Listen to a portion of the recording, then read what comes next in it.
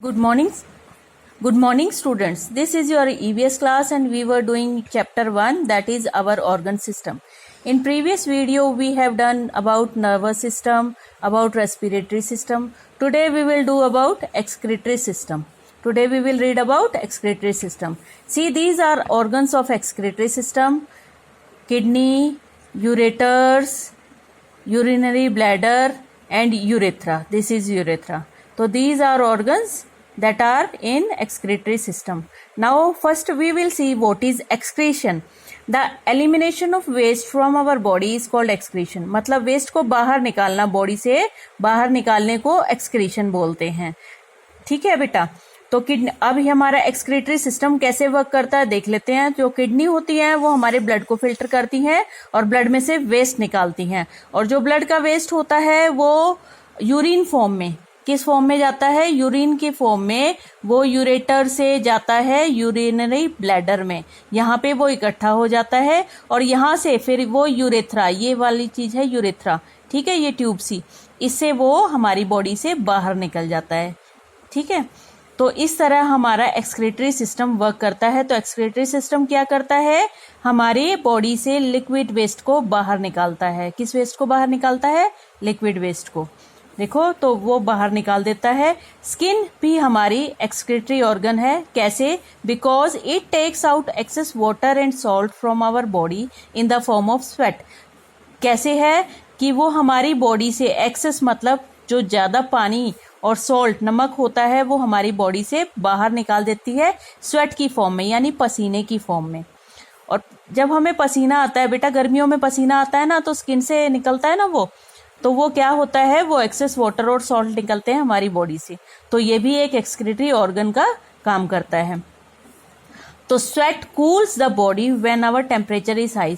देखो, पसीना आने के बाद थोड़ी देर बाद हमारी बॉडी कूल हो जाती है. जब टेम्परेचर हाई होता है तो हमारी बॉडी पसीने के कारण कूल हो जाती है. Next our system is reproductive system. अब ये क्या करता है? ये the organ system by which human reproduce their young babies is known as reproductive system.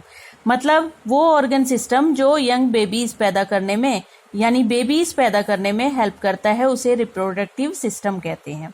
Now बेटा, here your chapter is over. यहाँ तुम्हारा चैप्टर खत्म हो गया. Let's see one fact. To take one step you use 200 muscles. एक कदम बढ़ाने के लिए बेटा तुम्हारी 200 मसल्स यूज होती हैं. तो पूरा दिन में सोचो कितनी मसल्स यूज होती हैं. Now these are your question answers. These we will do later on. ये हम बाद में करेंगे. Now we will do true false. These are your true false.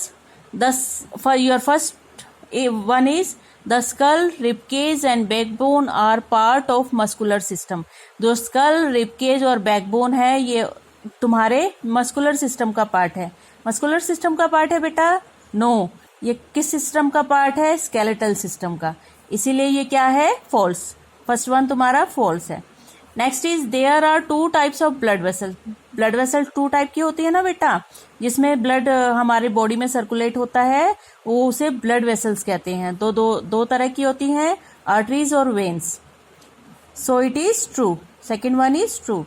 Third, the process of inhalation and exhalation is known as respiration. मतलब वो प्रक्रिया, inhalation मतलब breathe इन और एक्सहेलेशन मतलब ब्रीथ आउट, इस प्रोसेस को क्या बोलते हैं? रेस्पिरेशन. ट्रू है ना बेटा? ट्रू.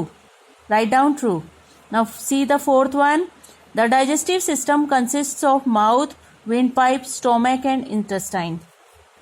जो हमारा डाइजेस्टिव सिस्टम है उसमें कौन कौन से ऑर्गन्स होते हैं? माउथ होता है.